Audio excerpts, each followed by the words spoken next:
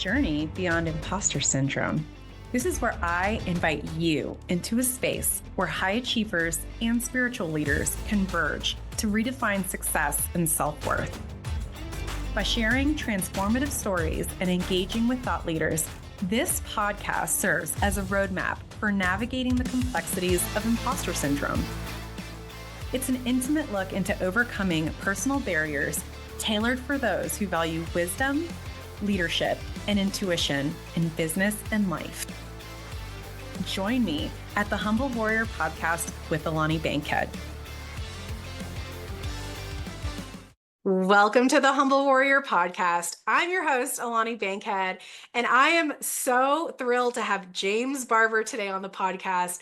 Y'all, I've known James for the better part of 20 years. He's an Air Force flying officer, which is where we first met. He's nationally ranked featherweight and lightweight boxing champion, sommelier, trained chef. I'm just going to share a quick story for the audience because we have been connected through food for literal decades at this point. So we worked in an air battle management training squadron. So it's like this badass plane with a big dome, and they're like air traffic controllers, but in the air, and they're doing cool stuff. And his team used to host a Waffle Wednesday, and I lived for Waffle Wednesday. It was this little beam of sunshine in my life, and they actually took it away for a while, and I led a one-woman solo grassroots movement to bring it back. Fast forward many years later, my husband and I had an opportunity to eat some of James's like really fancy culinary food, and his French onion soup paired with Pinot Noir completely changed my life, frankly.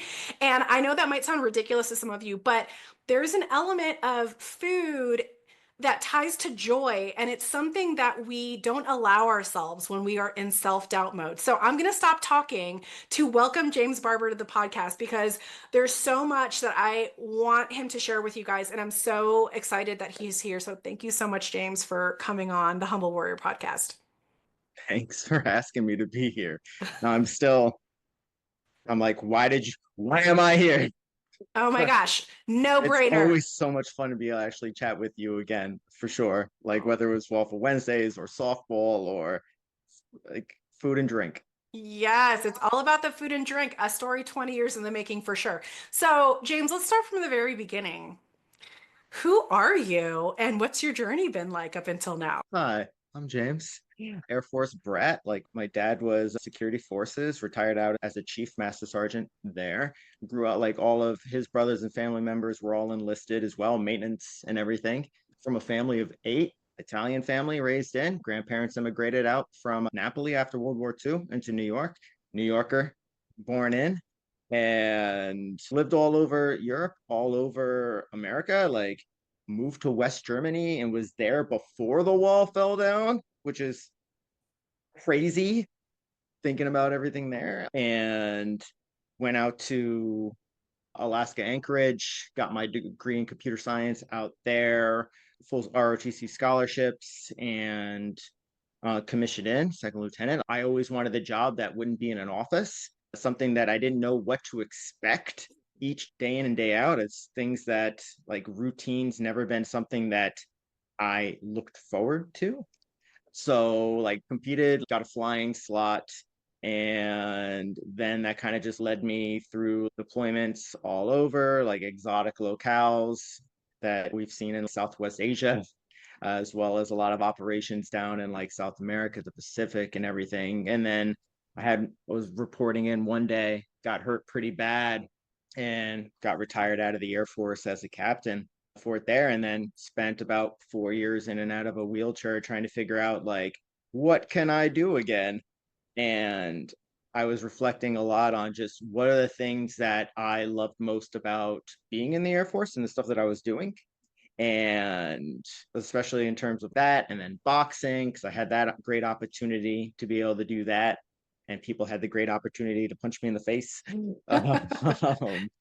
And ended up being able to realize that the things that I enjoyed most about everything, all my time there in the Air Force, and the stress and things that I really enjoyed, was that how food and drink always brought us all together. And whether it was people that I had just met, people that I'd known for a long time, people how I got to meet people for the first portion, how I was able to learn so much about kind of the people and cultures behind each of the areas that I was in, so much more intimately through the food and drink than presentations and just having a conversation with stuff. So that kind of like December of 2017 led me down the path of I want to be a chef and I want to be a sommelier. That's what I want to do. I don't know how I'm going to do that. I was like, but I'm going to do that. And took off to Chicago. I was living in Texas at the time. Took off to Chicago like the next month. Went through, got my introduction to sommelier training certification right off the bat, and then went out to Europe for a few months training. Did a school out in Bologna for a while, getting certified out of there because I love who doesn't love doing things like that. And then moved out to Martha's Vineyard. I got to work underneath a great chef out at Alchemy Restaurant who really helped me feel better about what I'd been doing and helped me feel a little bit more at home in this new profession that I've been choosing, because no matter what it is that you're doing, there's typically beginners beatings. So we call it unboxing all the time, and they are prevalent in the restaurant world, whether you're front of house or back of the house. And it was cool because working as a som, working as a chef, I'd be like front of the house, or I'd be back of the house working as prep and doing menu design with chef and everything. And then as soon as service would start, I'd switch and then go in and start doing sneaking in wine service because I was just a baby som at that point. And then I went in to get certified as a sommelier a week before everything shut down in the pandemic. Like I flew out from the East Coast, out from Martha's Vineyard, out to Portland, took my exam, passed, because it's a full day of evaluations. And then everything like shut down, got stuck out here for a little bit, waiting for like everything to open back up so I could fly back home, and started that whole process. So did that, did some public speaking. Everything was shut down restaurant wise for a while, and just trying to think about what can I do in this meantime. And I was approached by a couple of people I had met in from other companies, asked me to start like doing a little bit more public speaking in because they appreciated how I would move food and drink, not just from the plate and the glass, but to like the people in the environment around you. So I started doing that, and then went off to the Culinary Institute of America out in Napa. Spent a year down there and graduated from the program too. I've gotten to work with some amazing chefs. And now I find myself back in the Columbia River Gorge out in Hood River, out here in Oregon, and just doing all the things and stuff. Oh my gosh. Okay. So, Right? first of It's all, all over the place. Good God. no, it's not all over the place. But so what's funny is you're like, Bologna, 6 months of learning how to cook, because that's what everybody wants to do. So, what I love about your story is that there are so many times that you invoked this level of courage and badassery that is inherent to who you are, that just seems normal to you, because it's not normal for most people to just say, I'm going to become a sommelier and I'm going to go across the world to learn how to cook from the best. And working at these fabulous restaurants in some of the most elite culinary schools in the world. Like, that's not normal, which is why you're on the podcast. Because for you, you're like, of course, it's a Tuesday. This is what I do on a Tuesday. So I'm really excited to unpack a little bit of the thought process around these things, because for you, it's imagining what's possible, but most people get stuck in the executing. So let's back up for a second, because obviously I shared a little bit about my story of our food connection, which honestly, after I said it out loud, I just had a thought where I was like, oh my gosh, we are connected by food. It's so wild, like almost basically from day one, right? And then the fact that you said food and drink brings us together. And when I think about Waffle Wednesday, so I do enjoy food, but there was something about Waffle Wednesday and there was something about that French onion soup that was special. And this might, so I feel uncomfortable now in sharing this because I'm being a little bit vulnerable. Like back in the day when I used to hear people talking about, oh, like you got to cook with love, like love is the best ingredient, right? I'm like, oh, that sounds pretty stupid. But at this point in my life, having experienced these few really life-changing culinary events, I really do believe that love is an ingredient. And I think that the heart and the soul that the person preparing the food or the drink puts into it makes all the difference in the world. So, at what point did food and drink become really at the forefront for you of your life? Do you remember a first food memory that just is like a core memory? I would say, especially in terms of like pairings for things. I remember being in Amsterdam and like one of my best friends had flown out to join me at the time as well. And so we're sitting over at a restaurant called Mooters, and like you can only order this like one dish if you have at least two people because it comes with so many different things in it. And so we're out there. I order like a Belgian triple because I love that beer, style of beer. And then she orders like a brown ale or no, a hef. And so we're like eating the food together.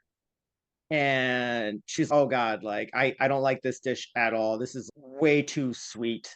And I don't think this is very good at all. And I was like looking at her, I was like, what are you talking about? I was like, this food, like this is delicious. This makes so much sense. She's like, what are you talking about? Like I'm crazy or something like that. And I was like, hey, let's try something. And then it's let me try your beer. And like I try it. And then I try like the food and have a bite with it. And I'm just like, holy shit, you're right. Oh God, wait. And then it just became like this giant like science project of it. And then it was like, okay, wait, now try this together with this, and then try it with the beer here. Okay, now try it with the one that I'm drinking at this point. And it was such a thing that it just blew my mind because it made the event go from like the beer was great, like the food not so much, and into this. I'm glad we tried it. That's cool. But it became this like highly vivid and just amazing memory of just the whole act of eating. And I'm always encouraging people to play with their food. And so that is like one of the big food memories where I'm like, this is a thing. And this is something that I want to do. I want to help people just not just eat food, but really just enjoy the experience in and of itself, just the act of eating the food itself. Oh man, that is so good. And so I could observe your shift in energy of like you're describing this kind of lackluster interaction with this meal or your friend's lackluster interaction. And then when the light bulb goes off for you of whoa, like there's something brewing here and I have to get to the bottom of it and we're going to experiment and we're going to do this together. And you said food and drink brings us together. So you had this beautiful moment of connection, right? Where it's like the meal was meh, but now it's a core memory of, man, that was really the first time or one of the first times that I realized the power of the combinations of food and how it could really elevate. It's not just your experience, it's your life, right? Like I can have a mind-blowing moment that I remember years or decades later because a certain beer was paired with a certain type of meat or whatever it might be. So I find this really interesting, especially because you come from an Italian family, right? So for listeners who are outside of the US who aren't familiar with kind of cultural dynamics, like New York Italians are known for their food. So can you tell me a little bit about that background of what was it like to grow up in that environment and how did that shape your perspectives on food? I think it's a matter of one, like it's been very hard, especially becoming a som, to not use my hands for everything because you can't do that when people are walking around with wine glasses and things. So I've worked really hard to try and keep my hands like off camera so they're not all over the place. But everything we did growing up was around food. Always like my favorite memories of all of us getting together for any reason which sometimes was just no reason. Like it's like you get the stereotypical like getting together on Sundays and having food together, and Sundays being the day where we cook typically the dish that takes the most amount of time, and spent all our time just hanging out in the kitchen for it for the longest time, to the fact that I always remember like my grandma and like my aunt and all of them just constantly trying to kick us out of the kitchen. Like, we set the table, go sit down at the table and stop trying to grab your food and like just hang out here in the kitchen, because we would do it until 3 in the morning with everything. And I never drank coffee until, I think, until my first deployment. And that's like when I was really drinking coffee there. But I grew up drinking like espresso for a shot in the morning. We always had it, like we had it after dinner, after like our big family meals. But that wasn't drinking coffee. That was just a part of the meal. That's just Right. what you do. And it was funny going through and having all these very set things. It's like how like you don't drink a cappuccino after 11 o'clock in the morning. And I hate being told what to do. But there's so much behind each of the things that we're doing. And then even now, like New York Italians and then like people out from Jersey on the other side, like we get in fights over like the definition of gravy, right? And it's like it's sauce, and no, it's gravy. Like I'm having gravy meatballs, and the gravy's got actually like some kind of thing that got put into it, like a meat. So they're like, that's a ragu. And I'm like, now you're just being like mainland Italian on this one versus what we're doing here. And so like growing up in this whole thing, and then especially with, I think I was 11 years old when I realized that families, like outside of like Italian families and stuff, will have like turkey Christmas. And I was blown away because I remember we went off to this house, like distant cousins, a deal, and all on my father's side because all the Italians on my mother's side for everything. And that's how we were raised. But I remember like pulling my mom to the side and be like, Mom, like, why is there turkey? I was like, it's not Thanksgiving. What are we doing here? And she's oh, like, that's because we're Italian, so we do this. Like other families are eating turkey and ham and things like that. And I remember just being like, wait, what? Because growing up in the Air Force, like we always had the squadron potlucks and all that stuff, but like people aren't going to bring 37 different kinds of lasagna and like different types of fish and chicken cutlets and pasta and all that stuff because you have to bring other things. Otherwise, you just, and that's what like my brain told me. And so learning like that kind of aspect there, and then like growing up watching like Garfield Christmas, where he eats lasagna for Christmas every day too. I was like, this is what a thing people do. This is what it is. So it's funny how growing up in that kind of a household and that kind of a culture for everything was just so intrinsic to our day and how we got together.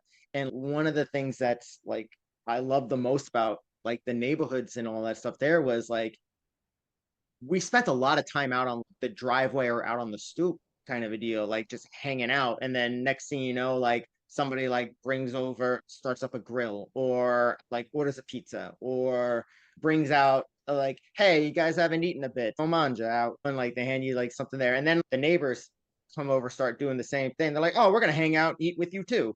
And like they bring their own food. And then people down the street. And next thing you know, it ends up being like this block party on a random like day out in the summertime for stuff. And it was always just that level of just community. And it was just that's what you're supposed to do, right? Mm. Why wouldn't you go and get together and do these things? And it was not until starting to move away from those neighborhoods and into those, especially like living out in Alaska for stuff, realizing I was like, wait, like it's actually not something that everybody does, especially like my friends growing up out in the Air Force there were all Puerto Ricans too. So it was, I grew up like strong Italian household. Like my friends were all like strong Puerto Rican households. And it's food. Like you hang out in the kitchen until you're not allowed to hang out in the kitchen anymore. Yep. Oh my gosh. Okay. So I love that, this thesis of food and drink brings us together. It really was the common thread in your childhood and even into your military time and now obviously, but the idea of, and it's not just at an individual level, but it brings whole communities together and it breaks a lot of barriers. You actually reminded me of, I'm an OSI agent by trade, so we do, Heard the rumors. allegedly one of the things that we do is we do a lot of counterintelligence work and we run informants, and we're trying to get intelligence on people who are trying to hurt other people. And one of the tools that we use is food and drink. So it's funny because in the Middle East at the time for the global war on terror, we had General Order 1, which said no sex, no alcohol. But we had an exception to policy to drink alcohol because food and drink were the thing that it's one thing for me to sit in an interview room and try to interrogate somebody and get intelligence, but something magical happens when you introduce food and drink to the mix. And all of a sudden, this connection builds, and we're getting the intel that we need. We're building the relationships that are critical to protecting other people. And literally, like when I would analyze, I'm like, what is the difference? Like, why is it this time he sung like a bird and that time it was like hard to break that barrier?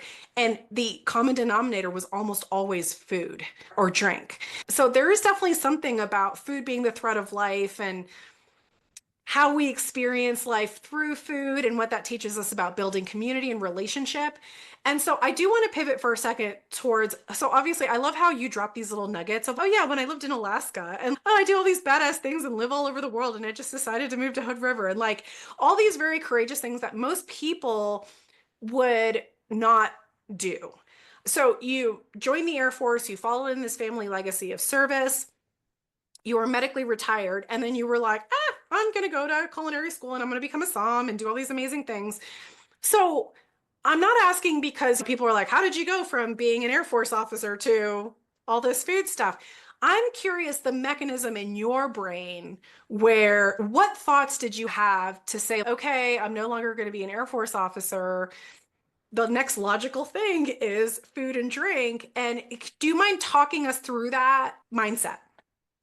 Yeah, because it seems ridiculous, and thinking on it also seems ridiculous, but at the same time frame, it makes perfect sense. And that being the fact is like I wanted to have a profession, something that I was passionate about. I always wanted to fly. I wanted to do that since I was like a little kid. I didn't want to be in an office. Like I wanted to be in a situation where I was always helping people who may need help for themselves going through, and being able to travel and to help me grow as a person and to help like people get out of their own way a lot of the times. I found that in the Air Force. I loved what I did. And I loved it because, and why I went for the air battle management, like flying out there on the E3, was I liked the puzzle of everything, the art and the science of like tactical control, the how do you get all these things that make no sense, how do you bring them together, which was a lot of the reasons why I got my degree in computer science, because, and I specialize in database design because I liked finding ways of taking dissimilar things that seemingly have no connection and finding that thing that actually bridges it. So I really enjoyed that aspect, both from computer science as well as flying and working as an ABMer, then and doing the same thing in food and drink for it. I was like, I want to be able to be like, I want to have those puzzles. I want to be in like in this stressful situation, not stressful because I hate it, but stressful because I love the challenge of it. Hey, you got to make 4 quarts of hollandaise and everything's going to drop. And then also, by the way, you need to make sure that you can hold it for 2 hours and not have it break. And, or it broke. So how do you fix it? And it's a that level of like stress, and then how everybody can come together as a team for it, for this big day or big event for something, and ultimately the idea being to improve the lives of the people that are involved. So that was like my train of thought, like what can I do that lines up with like my values, being like being of service, giving back, and trying to help uplift those around me. And I was like, okay, I like food and drink. And that's something that I really enjoyed and found that was the common thread between all the things I've done. Whether it's like me and my teammates being like starving and hungry and being like, what are we going to eat when we can finally, after we finish our fights? Like the post meal fight was always a big deal. And same thing with being on deployments. And we even had a challenge with like Joint Stars when they were flying missions with us out in like doing stuff in Libya and things like that. And it was like, who can make the best meal on board the aircraft, just given whatever it is that you have, like an Iron Chef version of it. Oh, Oh my and it was gosh. those like funny stories around everything, and that I was like, is there a way for me to make this my job? Something that I can use as a new profession.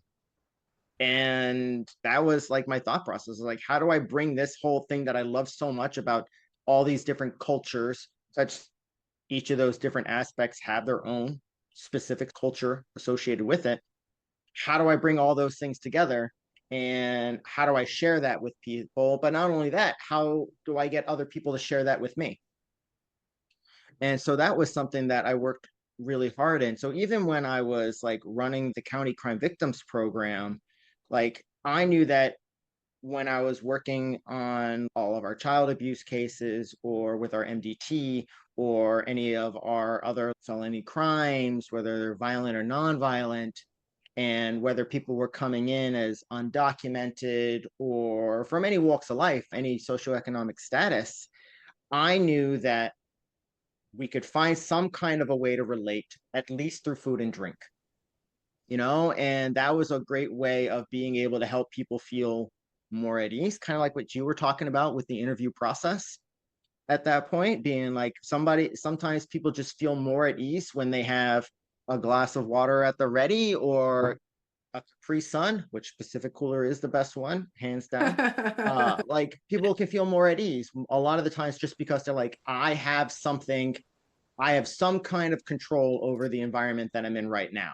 I can choose to pick this up. I can choose to drink from this. I can choose to do whatever I want. And that can help a person feel more settled, especially when they're talking about harder conversations or harder events, I should say. So it was like that elements, all those different elements that brought together. I was like, this is where I want food and drink really to be the forefront of what my profession will be, whether it is making and serving, designing, or speaking about it, and just raising awareness for those aspects. Oh my gosh, there's so much good stuff to unpack there. Okay, first of all, a little bit of background information. You mentioned 4 quarts of hollandaise and how to keep it from breaking. What does that mean for the non-culinary person? Hollandaise is that creamy, delicious, buttery, lemony sauce that you get on eggs Benedict, right? Or you can get it served on vegetables. It's an emulsion, right? So if you ever have the oil and vinegar salad dressings and you always have to shake it up for them to combine and everything, you're creating a temporary emulsion at that point. And hollandaise is a temporary emulsion, but by managing the heat and by working on the specific timing of when you introduce the oils or the fats and oils, so clarified butter at this point, into this water base, which is the yolk of an egg. And how do you get this to start working? And how do you get this to be this one creamy, just delicious sauce? But if the heat fluctuates too much, or you add in too much of your fat at this point, then you'll break it and it'll start to either look like this gross, oily mess or become like super solid. And now you're stuck in this position of how do I fix this? So one of the Okay, things that I really liked was always like the how and the why behind the what I on it love there. And that. that's helped me a lot in terms of, okay, wait, what's actually happening in the background so I know how to fix it or how to prevent it, hopefully. Yes, I love that. Okay, thank you for, because I'm not a culinary wizard. I don't know all the terms. Same thing with MDT, multidisciplinary team. Amongst James's other accolades, he was a victim services advocate. And so now, when we talk about being of service, because you did say that was one of your values, I really appreciated you explaining that thought process because when a lot of people approach me about overcoming their imposter syndrome or achieving their life purpose, they'll often say something like, I just want to be of service. And I'm like, okay, that's cool. But why human trafficking or why child exploitation? Because you could go be a garbage person, like picking up garbage, and that's being of service. So why don't you go do that? And they're like, no. So I love that you already knew that being of service and self-actualizing and uplifting those around you were part of your life purpose. And out of curiosity, you were very clear about your values. When did you figure out what your values were? I think that was right around Ella, the like about fifth, sixth grade for things. And because it's driven everything that I've done. And so I remember like living in West Germany at the time. No, it had now become regular Germany, like whole Germany. And and I remember growing because we're constantly moving around. And that's one of the things that's really hard growing up as a brat to things is because you're from so many different places. You are in so many different like cultures, and you're exposed to so many different things that could be stationary and static, and now you're the person that is different constantly going around stuff. And so it was always this kind of like constant state of trying to figure out what are the things that are the same? What are the things that I do look for when I'm like making new friends? And now I'm being exposed to a whole nother school because there's 3 countries for first grade alone, right? So moving around so much. And then, so it was one of the things that like I like sat down and was like trying to figure out and think about as a kid, being like, all right, like now we're gonna get ready to move again. What is it that I really want to do with my life for stuff? And especially being around an Air Force base and everything at the time. And it ended up being those things. Like I wanted to make sure that I was doing something and supporting something bigger than myself because I saw so many people, especially our parents, that were working all the time for things there, and whether they were complaining or whether they were just happy about what they did.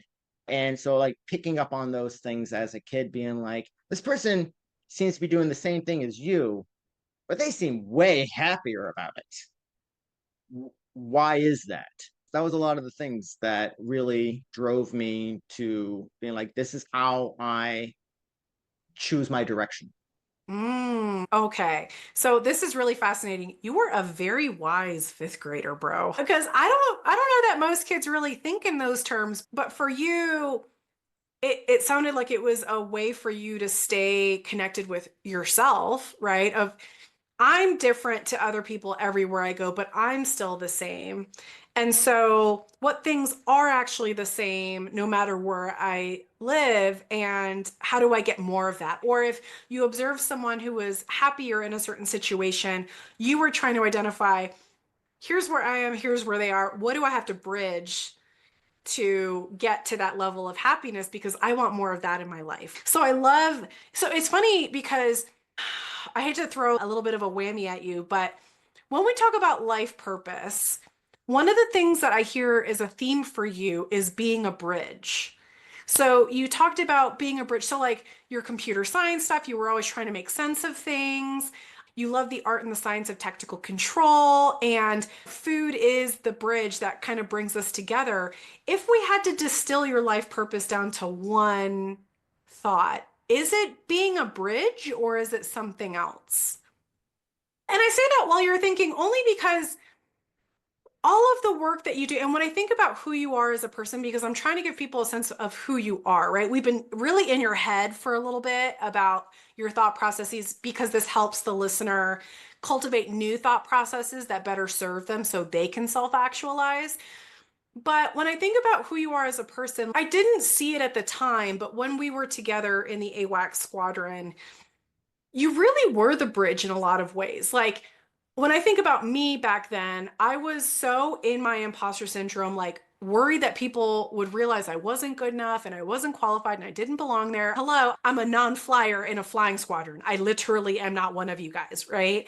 But maybe that's why I liked Waffle Wednesday so much, is because it was a bridge that connected us in a way where it was like, hey, we're providing the service. It was this beautiful, sweet, buttery moment of joy for me once a week in a difficult environment for me at the time where I just felt really insecure about who I was. And now, granted, people often lean on food because it's an instant escape, right? And maybe there was a little bit of that happening, but it was really more the joy of these guys in Bravo Flight do this really fun thing, and it has nothing to do with mission, like the tactical execution of the mission. But there's something about it that elevates and brings us all together that I really appreciated, but maybe hadn't thought through at the time. And then when I hear you with your food and drink bringing us together and how you guys like instantly created community over a barbecue getting turned on, right? In your old hood and stuff like that. I think it's an important conversation, especially because in the now of all the division we have in the United States and in the world, I really think food is one of those things that does bring us together and it brings us to the table and it breaks down barriers and stuff like that. So I don't know amongst those ramblings if any epiphanies or thoughts popped up for you, but It's they're all good, they're all good points. And I feel like I don't know if I'm necessarily like a bridge because then I feel like people just cross over me just to get somewhere else. And I would like to mm, think I do more than just create a pathway. And I you're would like like, to I say am the maybe it's a little bit, destination. no, definitely not. Just kidding. And I would like to think that I'm not necessarily just like a catalyst, because then, what, in a reaction, a catalyst just never shows up in the end. Maybe it's just something more in terms of an uplifting, like an uplifting mechanism at this point. The like the Coach Bombay and the Mighty Ducks for things, where it's like helping people realize their potential, helping. And that's one of the things that I love a lot is getting a group of people together where people didn't think that they had the abilities to do something. And every time being able to be like, we're going to accomplish some great things, despite the fact that maybe none of us believed we could. And that's a lot of that whole like imposter syndrome for things there. And maybe that's why so many high performers, from what I understand, suffer from it. Mhm. Constant fear of coming here and chatting with you and being like, oh my God, like coming out here and speaking about this, and everyone's this guy's a fraud. Oh no, y'all, I can assure you he's the real deal in every single way. And it's interesting because I appreciate that you verbalize that because, the studies really do show that the deeper your imposter syndrome, it's because the work that you're doing is more aligned with your life purpose. And so, as someone who feels like your purpose has something to do with bringing people together so they can self-actualize and see that their true potential is much higher than anything that they could have realized. And so it's funny because I'll get clients that come in, they're like, I need you to help me crush my imposter syndrome. And I'm like, okay. And then we go about 2/3 of the way through and they realize that gremlin voice was the thing that they needed to lean into to unlock their greatest power. And so when we talk about the fear that you're having, like becoming comfortable with that sensation of the discomfort, is the process, right? So I hate to oversimplify, but when we talk about building a business, like us perfectionists, because that's a byproduct of imposter syndrome, you're a perfectionist to prove to people around you that you do belong, right? Is there's always going to be a problem in business, always. But high achievers, especially people at our stage in life, we know we're going to be successful. It's just that we're really successful in other people's missions, but when it comes to our own, it's a little bit scarier. But the point of these conversations is to talk through what does that cycle look like for us? And also, I hate to break it to the listener, but it's not a one and done thing. You're constantly coming back to yourself. Every new evolution, it's a new imposter syndrome cycle where you get to deepen the understanding you have of yourself and also build better relationship with yourself.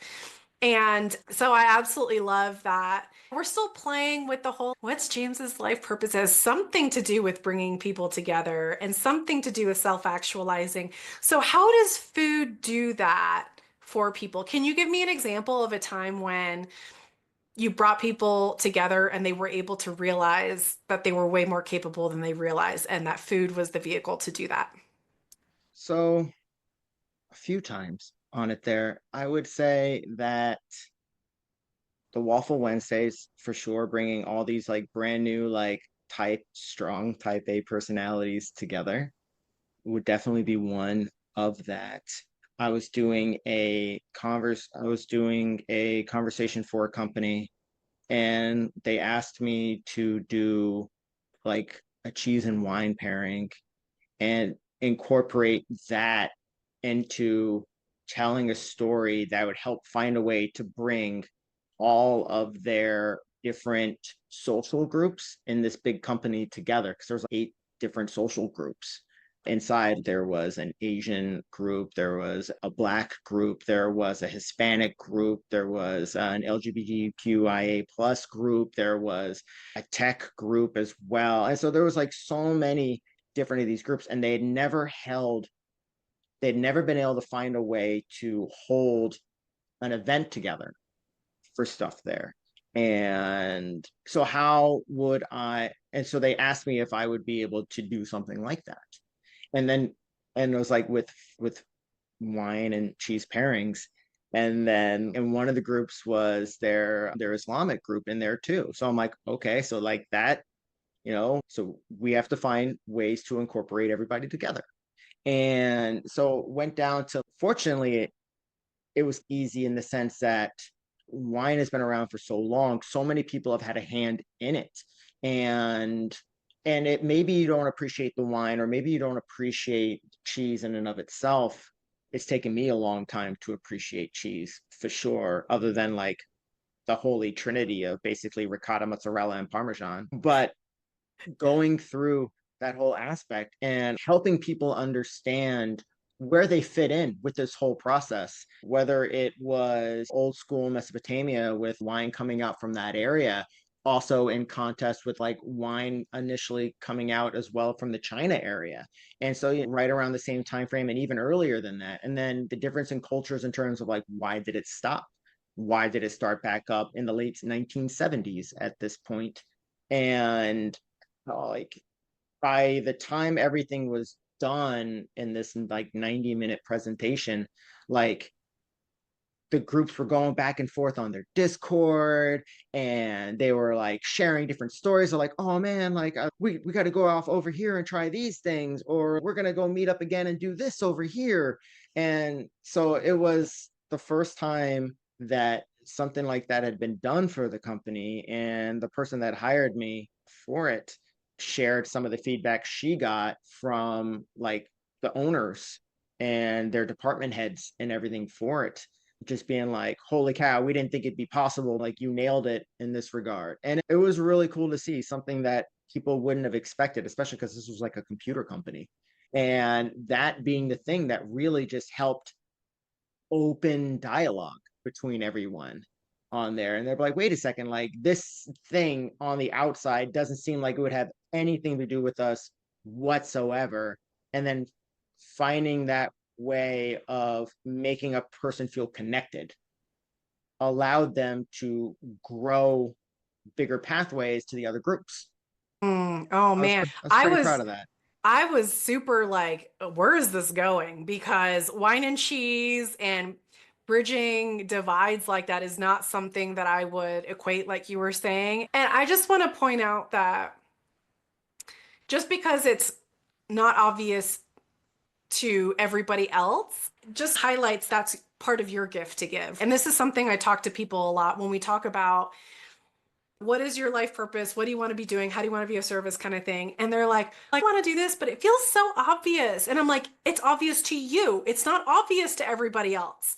That's why you need to do that, because it is inherently built into your DNA. So the ability to bring people together, and first of all, there is that element of food is nourishment. It's the basic thing that sustains life. Like we can all get on the same page about that, right? But then bringing in the shared histories of a human race, of we all have these common threads around wine or cheese or whatever it might be. Now we have another layer that we can build on. And all of a sudden now we can build more commonalities because we have a rubric to be able to do that. And so I think that's really incredible. And for those of you that are hearing this thinking through, there's this thing I want to do, but it seems so obvious. Like that's your cue to do the thing anyway, because you never know what kind of magical thing's going to come out of it. And I'm sure, correct me if I'm wrong, but were you nervous going into that event? Yeah, absolutely. Right. Absolutely. There was Yes. there's a So, lot of so there's a lot of practice in all of those regards. And it's I'm so concerned with I was like, maybe I didn't do enough research on this part. Maybe I didn't dig deep enough on this. Like I know these things, but I needed to do more on this. And like maybe I'm not do maybe I'm spending too much time on this regard or not enough time on this regard.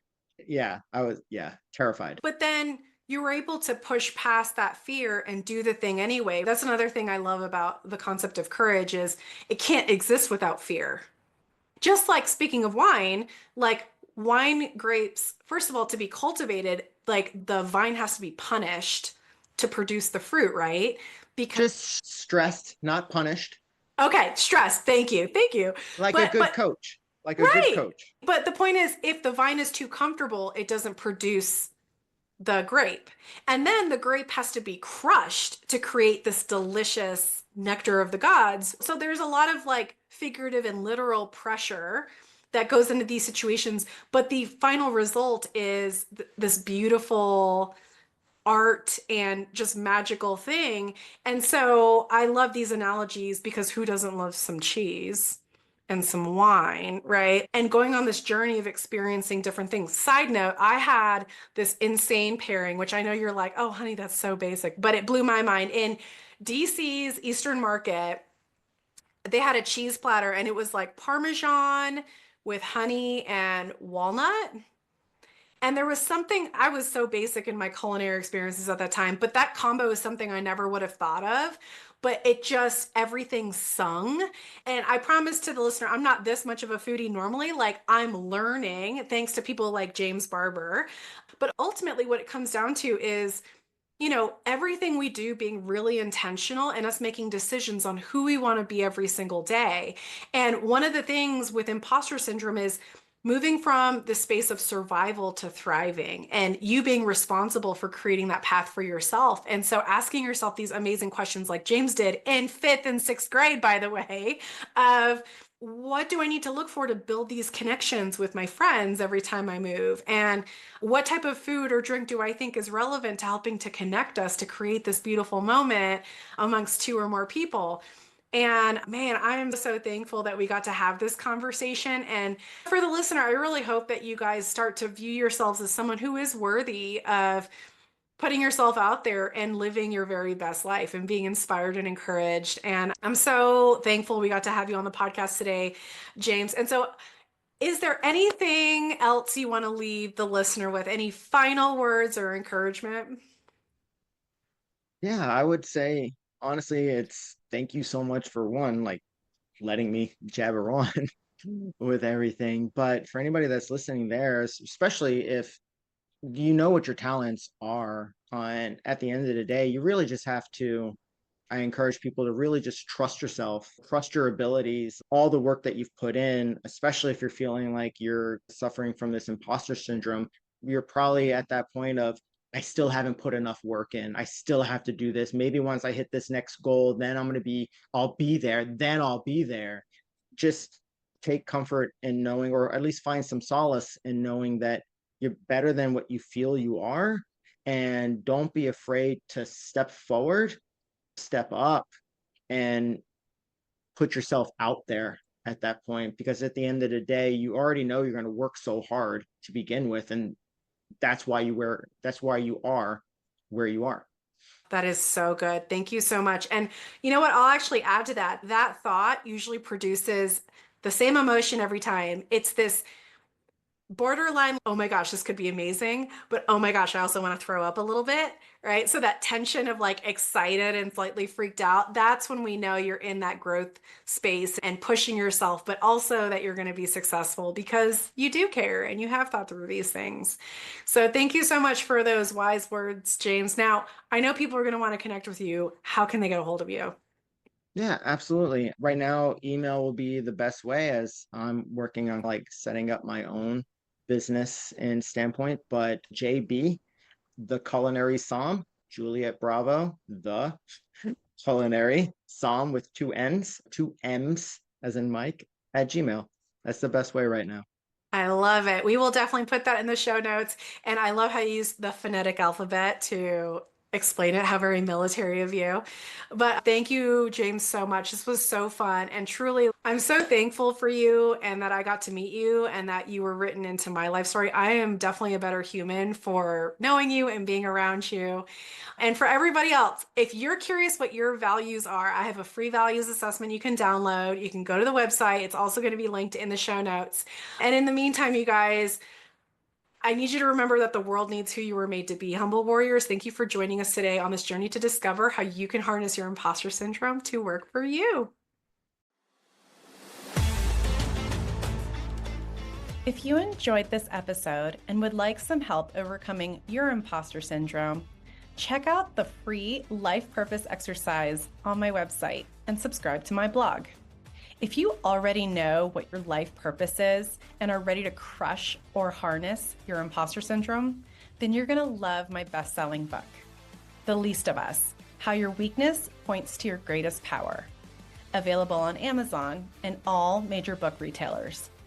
Or you can hit me up at alani@mightysparrowcoaching.com to discuss private coaching or corporate and government training.